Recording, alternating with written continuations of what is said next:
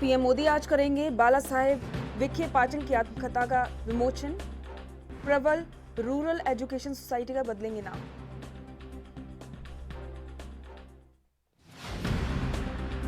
लखनऊ से देर रात हाथरस लौटा पीड़ित परिवार, कहा न्याय मिलने तक नहीं करेंगे बेटी का अस्थि विसर्जन।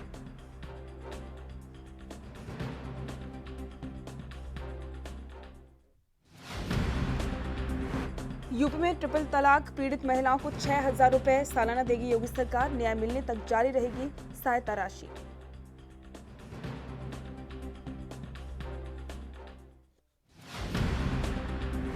और जीएसटी मुआवजे पर नहीं बनी बात, वित्त मंत्री निर्मला सीतारमण बोली केंद्र सरकार नहीं उठा सकती है राज्यों के लिए कर्ज।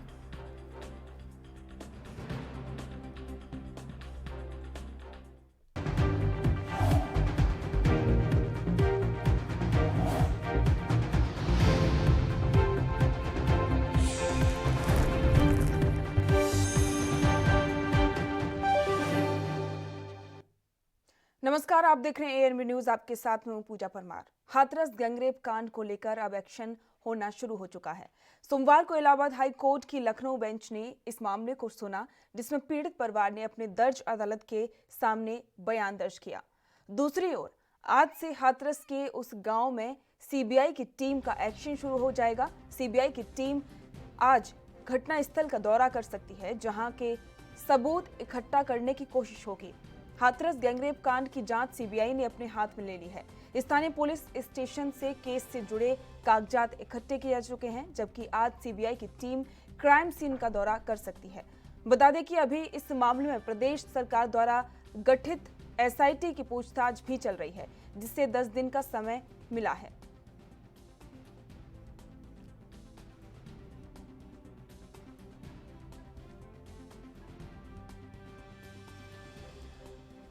आपको बता दें कि हाथरस गैंगरेप को लेकर अब पूरी तरीके से सीबीआई एक्शन में आ चुकी है।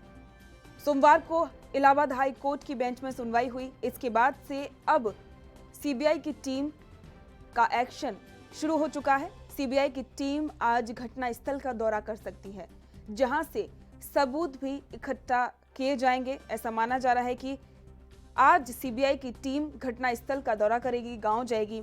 और इसी के साथ में सीबीआई ने इस केस से जुड़े जितने अभी तक जो भी पुलिस के साथ पास में दस्तावेज थे, उनको अपने हाथ में ले लिया है और अपनी जांच शुरू कर दी है। और आपको ये भी बता दें कि अभी भी एसआईटी टीम इस मामले की जांच कर रही है। पुनीत मोहन संवाददाता लखनऊ से जुड़ चुके हैं। पुनीत, अब सीबीआई ने अपनी जांच जो है शुरू कर दी है। आज ऐसा माना जा रहा है कि वो घटनास्थल का दौरा कर सकती है। ज्यादा जानकारी देखिए, सीधे तौर पर जिस तरीके से सीबीआई ने इस केस को हैंडओवर किया है, आज से उस जांच की शुरुआत हो जाएगी। सबसे पहले घटनास्थल का मुआयना किया जाएगा। इसके लिए जो सीबीआई की फॉरेंसिक स्पेशलिस्ट बुलाया गया है, साथ ही जो अन्य महत्वपूर्ण लोग वहाँ अधिकारी हैं वो मौजूद रहेंगे, और जो वहाँ पर उस दिन मौजूद थे, यानी कि घटना वाले दिन, उनसे भी आज पूछताछ होगी। क्योंकि बताया जाता है कि जिस समय ये घटना हुई है, आसपास के खेतों में भी लोग काम कर रहे थे, लेकिन उसके बाद ये मुद्दा इतना बड़ा बच गया कि वो क्या करके भी कुछ कह नहीं पा रहे हैं, अपनी बात नहीं रख पा रहे हैं, और अगर वो बात अपनी रख भी रहे हैं तो उनकी बात सुनी नहीं जा रही है। ऐसे में कहीं ना कहीं पॉइंट टू पॉइंट सबसे पूछताछ हो सकती है। लगभग 40 से 41 लोग हैं जो आसपास वहां मौजूद थे, उनसे पूछताछ की, और लगातार अब जो 14 तारीख को पीड़िता की भाई ने एफआईआर की, उसको आधार बना करके जांच शुरू करी। बिल्कुल। और पुनीत, ये भी है कि एसआईटी भी इस केस में जांच कर रही है। क्या सीबीआई ने एसआईटी से जो दस्तावेज अब तक उसने कलेक्ट किए हैं, वो अभी तक उसने मिल चुके हैं? क्या उनकी भी जांच सीबीआई ने की है? देखिए पूजा, सीधे तौर पर समझने वाली बात होगी कि एसआईटी की जो जांच है वो सीधे तौर पर जो लापरवाही रही है इसमें, चाहे वो प्रशासन की हो या पुलिस की हो, उसके अगेंस्ट में हो रही है। और जो सीबीआई है वो पूरे केस की अभी विवेचना कर रही है। अपर मुख्य सचिव गृह का कहना है कि सीबीआई या एसआईटी एक दूसरे को जांच करने से किसी तरह की कोई प्रॉब्लम नहीं आएगी, और जो भी सपोर्ट सीबीआई को चाहिए होगा एसआईटी पूरी मदद करेगी। जी बिल्कुल। जिस तरीके से अपनी जांच अभी सीबीआई शुरू कर सकती है आज, और वहीं पीड़ित परिवार का पुनीत ये कहना है कि जब तक उन्हें न्याय नहीं मिलेगा तब तक वो अपनी बेटी की अस्थियों का विसर्जन नहीं करेंगे। देखिए सीधे तौर पे कल कोर्ट में पेशी थी यहाँ लखनऊ के हाईकोर्ट बेंच में और यहाँ पर भी उन्होंने सीधे तौर पर पुलिस प्रशासन पर और डीएम हाथरस पर आरोप लगाए और एक सवाल भी कोर्ट ने खड़ा किया कि आखिर सीबीआई जांच कर रही है, एसपी को तो हटा दिया, अगर डीएम को नहीं हटाएंगे तो कैसे निष्पक्ष जांच होगी। अब कहीं ना कहीं देखने वाली बात होगी कि उत्तर प्रदेश सरकार कितनी जल्दी डीएम को वहां से हटा कर ट्रांसफर करती है। और उसका कहना है जो पीड़ित पक्ष है वो पीड़िता की अस्थियों का विसर्जन तब तक नहीं करेंगे जब तक न्याय नहीं आता है, क्योंकि पुलिस प्रशासन पर का भरोसा उठ चुका। सीबीआई जांच जो हो रही है उसमें उनको न्याय की उम्मीद है, लेकिन जब उनको न्याय मिलेगा, जब फैसला आएगा, उसके बाद वो अस्थियों का विसर्जन करेंगे। जी पुनीत, बहुत बहुत शुक्रिया इस तमाम जानकारी के लिए।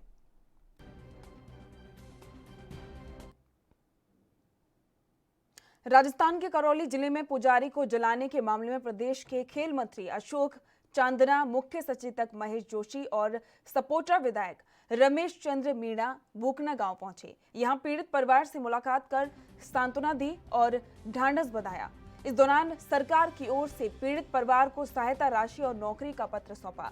जिला कलेक्टर, पुलिस अधीक्षक भी साथ में मौजूद रहे। प्रभारी मंत्री अशोक चांदना, मुख्य सचेतक महेश जोशी, विधायक रमेश मीणा ने बोकना गांव पहुंचकर मृतक बाबूलाल पुजारी के परिवारजनों से मुलाकात कर उन्हें सांत्वना प्रदान की और कहा कि सरकार उनके साथ है। इसके अलावा मंत्री, मुख्य सचेतक और विधायक ने मृतक बाबूलाल के चित्र पर पुष्पांजलि अर्पित कर उन्हें श्रद्धांजलि अर्पित की। इस दौरान सरकार की ओर से 5 लाख का चेक और 5 लाख रुपए बैंक खाते में जमा कराने की रसीद प्रदान की। इसके अलावा संविदा पर चिकित्सा विभाग के बाबूलाल के बेटे के नाम हेल्पर की नौकरी का भी पत्र सौंपा। इसके साथ ही पूरे मामले पर सीआईडी सीबी की तरफ से निष्पक्षता से जांच कर न्याय दिलाने का भी आश्वासन दिया।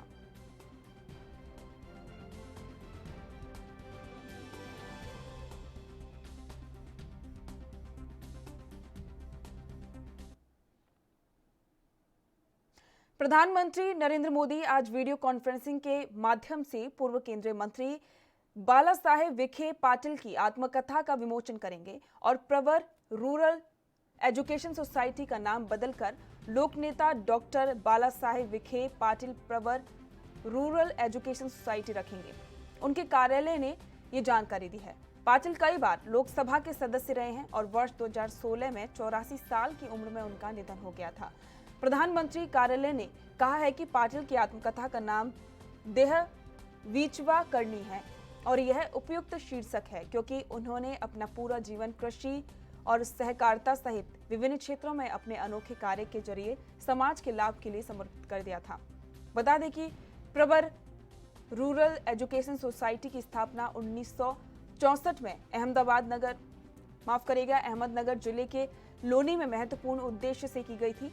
इसका मकसद ग्रामीण जनता को विश्व स्तरीय शिक्षा प्रदान करना और बालिकाओं को सशक्त बनाना था। ये संस्था छात्रों के शैक्षिक, सामाजिक, आर्थिक, सांस्कृतिक और शारीरिक साथ ही मनोवैज्ञानिक विकास के मुख्य मिशन के साथ काम कर रही है।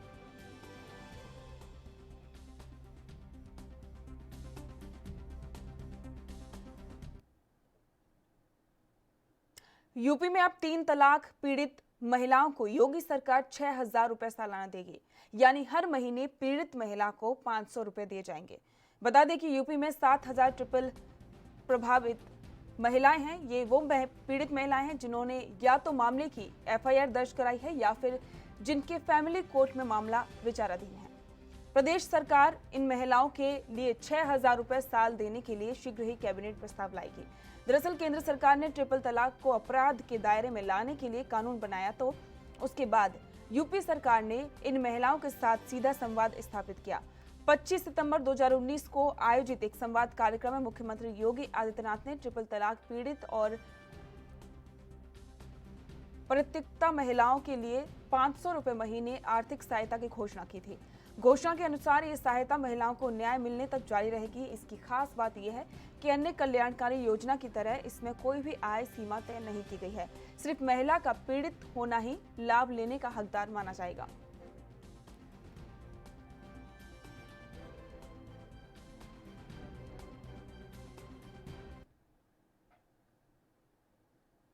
यूपी के जौनपुर में मेलहनी विधानसभा से 3 नवंबर को उपचुनाव होने हैं, जिसको लेकर कचहरी परिसर में नामांकन प्रक्रिया शुरू हो चुकी है।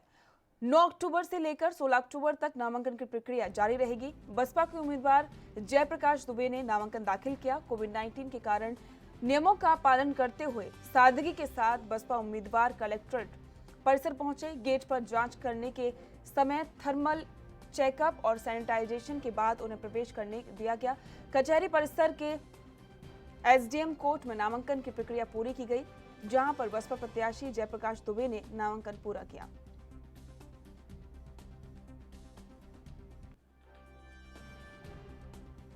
ठीक नहीं है। अगर आप चले जाइए तो वहाँ की आज के डेट में एक भी रोड ठीक नहीं है। मैं आज लगभग 10 दिन से मामला ये उठा रहा हूँ, तो आज आते समय देखा कि कुछ गिट्टी वगैरह पड़ रही है, तो बहुत अच्छा है। अगर चुनाव के पीरियड में ही वहाँ की रोडें बन जाए तो बहुत अच्छा है। दो शक्तियों के बीच में आज लगभग दशकों से परेशान है। वहाँ विकास नाम का कोई चीज़ नहीं है, वहाँ के लोगों का कोई आत्मसम्मान नहीं है। हमारा केवल कहना ये है कि अब वो धाराएं जो वहाँ पे चल रही थी उसको ख़त्म करना है, एक नई धारा शुरू करना है। कांग्रेस नेता तारिक अनवर ने कहा है कि अब वित्त मंत्री ने जो कुछ भी कहती हैं उस पर जनता को भरोसा नहीं होता है।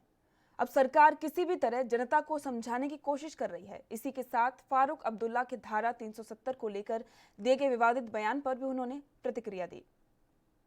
हमारे वित्त मंत्री इनका जो ऐलान होता है इस पर अब लोगों का विश्वास नहीं रह गया है, और ये जो जिसको कहा जाए कि लोगों को आकर्षित करने के लिए, केंद्रीय कर्मचारी हो उनको आकर्षित करने के लिए जो इस तरह का जो एक योजना बना रही है ये सरकार, इसका मतलब है कि जो लोगों के अंदर नाराज़गी है उसको किसी तरह से नियंत्रण किया जाए, और इस तरह का वाउचर देकर या इस तरह का ऑफ़र देकर वो जो कर्मचारियों के अंदर इस सरकार के ख़िलाफ़ एक नाराज़गी है उसको दबाने की कोशिश है।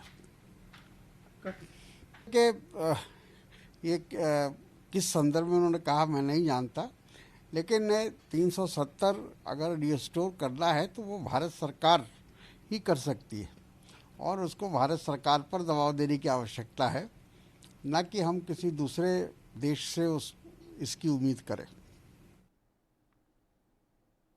पंजाब बीजेपी के प्रदेशाध्यक्ष अश्विनी शर्मा पर हुए हमले को लेकर अब कांग्रेस घिरती हुई नजर आ रही है। बीजेपी साफ तौर पर कह रही है कि यह हमला कांग्रेसियों के द्वारा किया गया है।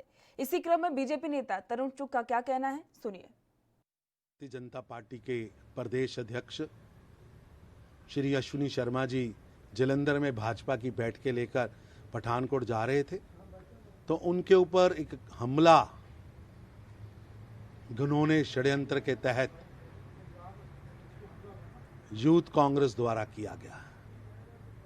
किसानों के बेस में ये यूथ कांग्रेस के लोग जलंधर से ही अश्विनी शर्मा जी के पीछे लगे थे, और इन्होंने बेसबॉल, हॉकी और रोड्स के साथ उनकी कौर पर हमला किया, उनको मारने का प्रयास किया।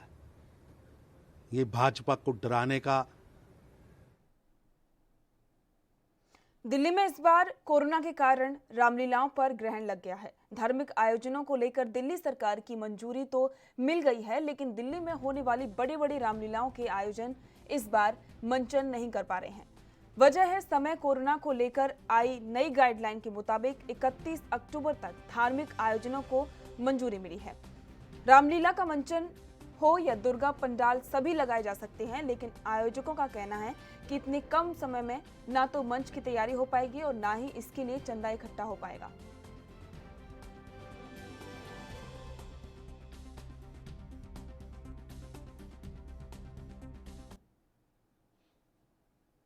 कोरोना को देखते हुए सरकारी गाइडलाइन के अनुसार मंदिर खुलने लगे हैं और अब नवरात्रि की भी तैयारी शुरू हो चुकी है। दिल्ली के झंडेवालान मंदिर प्रशासन ने भी नवरात्रि से पहले ही सभी तैयारियां पूरी कर ली हैं, ताकि किसी भी तरह कोरोना वायरस का असर नवरात्रि पर ना पड़े। मॉनिटरिंग होती है, वहां पुलिस के लोग भी बैठकर मॉनिटर करते हैं और हमारे लोग भी होते हैं। इसके अलावा 25 वॉकी टॉकी लेकर हमारे अपने सुरक्षा के जो सेवादार हैं वो सारे क्षेत्र में घूमते रहते हैं। किसी प्रकार की भी कोई घटना हो, कहीं भीड़ इकट्ठी हो गई हो, कुछ हो, तो उसके ऊपर वो निगाह रखेंगे। और इसके अतिरिक्त पुलिस की भी सुरक्षा यहाँ पर रहेगी, हर बार रहती है। तो हमारी ओर से भी एक डिस्पेंसरी भी रहेगी और हमारे जो मेडिकल स्टाफ है वो यहाँ। गाजियाबाद में एक महिला अधिकारी की सरकारी दफ्तर में दूध मुहे बच्चे के साथ फोटो सोशल मीडिया पर वायरल हो रही है। लोग इस आईएएस अधिकारी की खूब तारीफ कर रहे हैं। गाजियाबाद के मोदी नगर की एसडीएम आईएएस सौम्या पांडे ने करीब 22 दिन पहले एक बच्चे को जन्म दिया है। उन्होंने ज्यादा आराम नहीं किया और अब फिर से ड्यूटी ज्वाइन कर ली है। दफ्तर में अपने कामकाज के साथ साथ वो मां होने का भी फर्ज निभा रही हैं। काम के प्रति उनकी निष्ठा को देखकर लोग भी उनकी तारीफ करते हुए नजर आ रहे हैं। एक आईएएस अधिकारी होने के कारण उन पर कई प्रशासनिक भार है। कोरोना काल में उनकी जिम्मेदारियां और ज्यादा बढ़ गई हैं। वो नन्ही बच्ची को लेकर अपने कार्यालय आ रही हैं और अपने दायित्वों का निर्वहन कर रही हैं। सौम्या कहती हैं कि कोविड-19 को ध्यान में रखते हुए वो अपने साथ साथ बच्ची का भी विशेष ध्यान रखती हैं और सभी फाइलों को भी वह बार-बार सैनिटाइज करती हैं।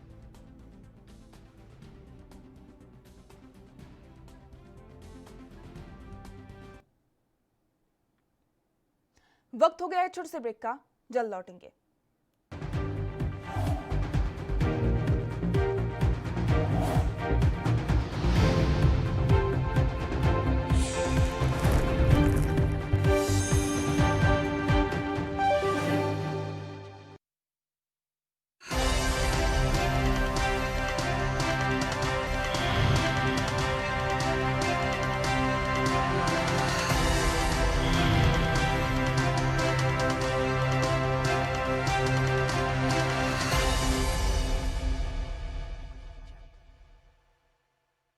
क्या आप दुबले पतले कमजोर हैं? आपकी सेहत नहीं बनती, भूख कम लगती है, वजन नहीं बढ़ता। दरअसल मेन बात खाना पीना खाना नहीं है, मेन बात है खाया पिया लगना। और अगर खाया पिया लगेगा ही नहीं तो सेहत बनेगी कैसे?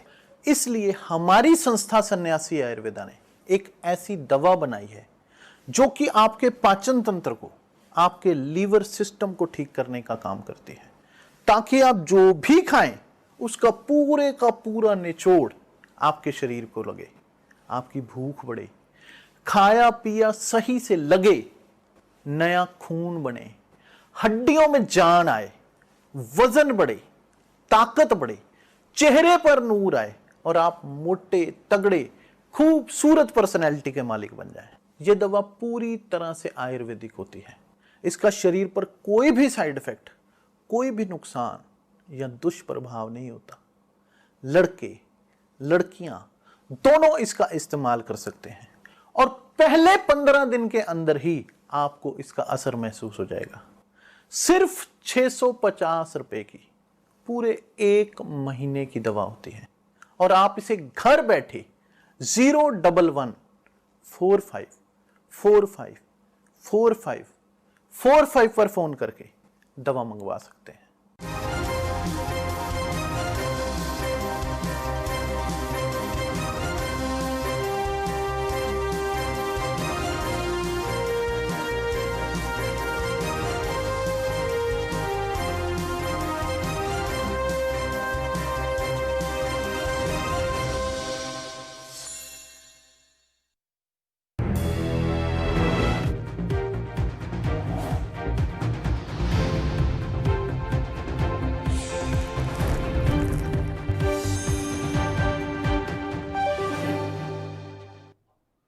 ब्रेक के बाद आपका स्वागत है। उत्तर प्रदेश में लगातार महिलाओं के प्रति अपराध बढ़ते जा रहे हैं। इसको देखते हुए अब खुद लड़कियों ने पहल की है।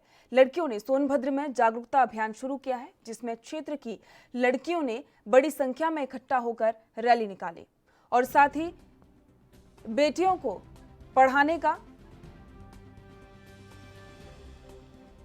संदेश दिया।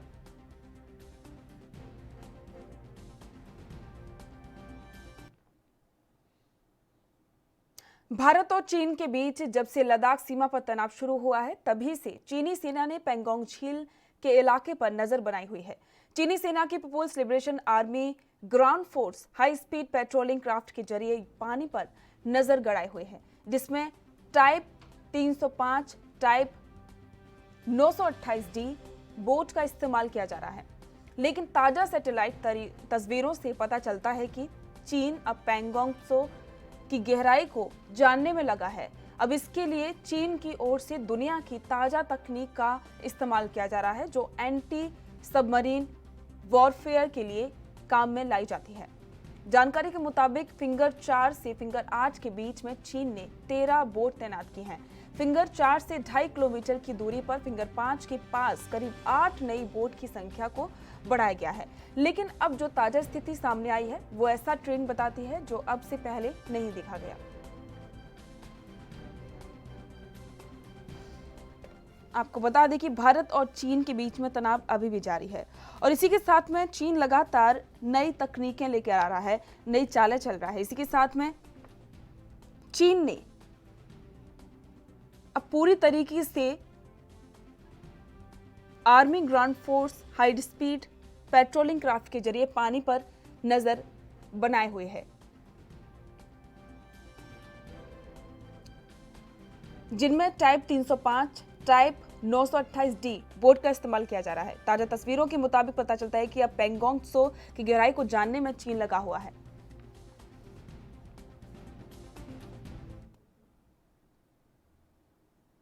यूपी के हरदोई में कांग्रेस कार्यकर्ताओं का पिहानी चुंगी पर प्रदर्शन किया गया। कांग्रेस जिला अध्यक्ष आशीष सिंह की अगुवाई में सैकड़ों कार्यकर्ताओं ने प्रदर्शन किया। वहीं कांग्रेस कार्यकर्ताओं ने कहा कि भारतीय जनता पार्टी में विकास के नाम पर झूठ और चालान के नाम पर लूट की जा रही है। बीजेपी सरकार के नेता और नुमाइंदे जनता के शोषण पर चुप हैं। गरीब मजदूर, किसान, दिहाड़ी मजदूरों की कमाई को लूट लूट कर सरकार अपनी जेबें भर रही है।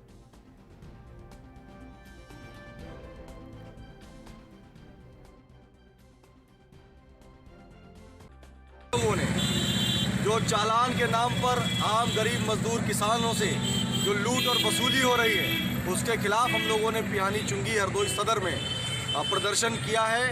आप देख रहे हैं कि भारतीय जनता पार्टी की गोद में बैठे समाजवादी पार्टी के विधायक और समाजवादी पार्टी के नगर पालिका के चेयरमैन की नाक के नीचे 2 रुपए के मास्क के लिए 500 रुपए का चालान गरीब रेहड़ी। यूपी के हरदोई में 61 नगर विकास इंटर कॉलेज के प्रबंधक का 10वीं की छात्रा से अश्लील बातें करने का ऑडियो वायरल हुआ है। दरअसल एक नाबालिग छात्रा ने अश्लील बातें करते हुए उसे बिना पढ़ाई किए पास कराने का लालच दिया, जिसका ऑडियो वायरल हो गया है। हालांकि पुलिस ने तत्परता दिखाते हुए आरोपी प्रबंधन के खिलाफ मामला दर्ज कर और उसको गिरफ्तार कर लिया है, लेकिन फिर भी इलाके में आक्रोश है।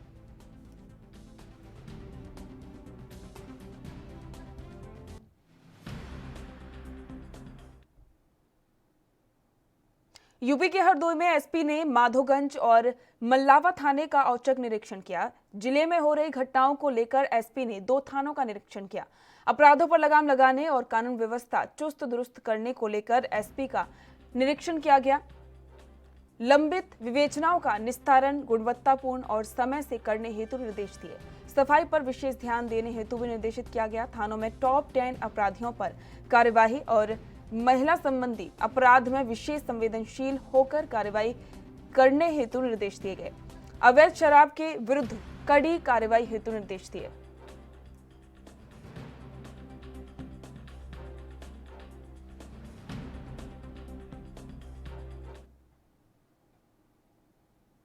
हरियाणा के नारनौंद अनाज मंडी के वेयर हाउस के गोडाउन कीपर ने जहरीला पदार्थ खाकर आत्महत्या कर ली, जिसके बाद उसकी मौत हो गई। उसने एक सुसाइड नोट भी छोड़ा, जिसमें उसने 3 लोगों को उसकी मौत का जिम्मेदार ठहराया है।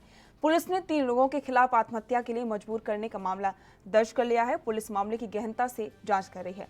जांच अधिकारी दलबीर सिंह ने बताया है कि मृतक के भाई के बयान पर 3 के खिलाफ मामला दर्ज हुआ है।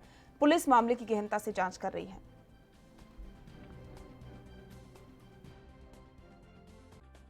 ये मामला सर कल हमारे को टेलीफोन सूचना मिली थी भाई सत्येंद्र पुत्र जगबीर सिंह जहरीला पदार्थ खाने से वहाँ मौत हो गई है। सरकारी अस्पताल सीडेड हाउस में है, इसकी कार्रवाई की जाए। जिस पर मैं मेरे साथियों के साथ वहाँ पहुँचा था। उनके बयान, उसके भाई के बयान अंकित किए और उन्होंने FIR दर्ज कराए। 3 लोग भाई ने दिए हैं। तीनों हमें भाई ने तीनों FIR कर दी है और 174 कार्रवाई करके डेड बॉडी 10। हापुड़ जिले के गांव पलवाड़ा के ग्रामीण राशन डीलर की दबंगई के चलते बहुत परेशान हैं। दरअसल ग्रामीणों का आरोप है कि राशन डीलर अपनी बेटी को बिठाता है और वो जब अपनी मनमानी करती है तो वो उसे कुछ नहीं कह पाते क्योंकि लड़की है। वहीं परेशान ग्रामीणों ने इसकी शिकायत ग्राम प्रधान से की, लेकिन फिर भी वो अपनी मनमानी करने से बाज नहीं आ रहे हैं, जिससे परेशान होकर ग्रामीणों ने एक शिकायत पत्र उप जिलाधिकारी विजय वर्धन तोमर को सौंपा है ताकि उनकी इस समस्या का समाधान हो सके।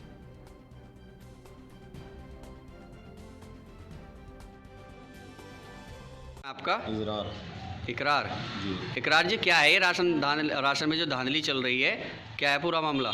6-7 महीने पहले हम अपना कार्ड ले गए थे, इन्होंने कहा 2-3 दिन में अभी लीजिए, राशन इन्होंने दिया नहीं, कार्ड रख लिया जी। उसके बाद में ये कभी 20 किलो दे देते, कभी 25 किलो। हमने बतेरा कहा सुना लोगों से, फिर हमने प्रधान जी से भी शिकायत की, इन्होंने कहा जी दिलवाऊंगा।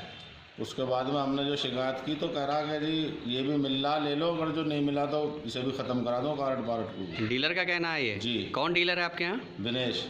जहां एक तरफ केंद्र की मोदी सरकार और सूबे की योगी सरकार किसान, गरीब, मजदूरों के हितों को ध्यान में रखते हुए हर सुविधा मुहैया करा रही है, तो वहीं उन्हीं के आला अधिकारी सरकार के मंसूबों पर पानी फेरते नजर आ रहे हैं। जी हाँ, सही सुन रहे हैं आप। आज मैं बात कर रहा हूँ हापुड़ जिले की गढ़मुक्तेश्वर तहसील के ग्राम पलवाड़ा की, जहां पर विकास कार्य तो दूर की बात है, यहां पर राशन डीलर की धांधली का मामला सामने आया है।